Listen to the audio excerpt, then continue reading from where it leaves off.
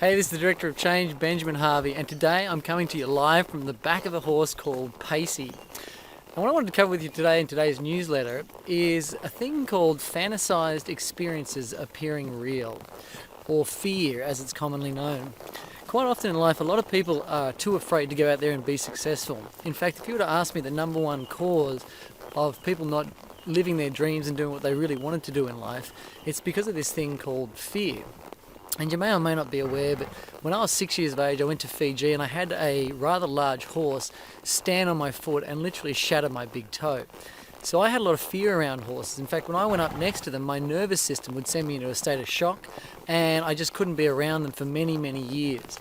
When I finally discovered that I had a fear of horses, what I decided to do was face that fear and go beyond it. And I booked in some time and I got on the back of a horse and I was able to overcome that fear.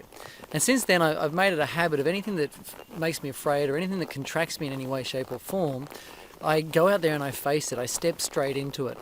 And as you may or may not have heard me say before, there's only two types of energy here on planet Earth, energy that contracts and energy that expands. And fear is definitely an energy that contracts you. So one of the things I'd like you to do is I'd like you to grab a piece of paper and I'd like you to write down 5 things that contract you, 5 things that you're actually afraid of. And then what I'd like you to do is I'd like you to come up with a way of how to face those fears in a safe and structured system.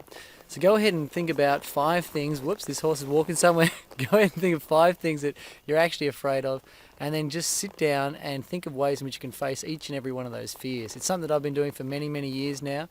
And as I said, anytime that something pops up in my life that contracts me, I find my way to step straight into it. So I can have that freedom of being limitless and having no boundaries around me, and so I can continue to expand. I hope you've enjoyed this newsletter live from the back of a horse. Until we meet again, smile often, stay safe, and do whatever it takes to be your own best friend. I'll see you soon.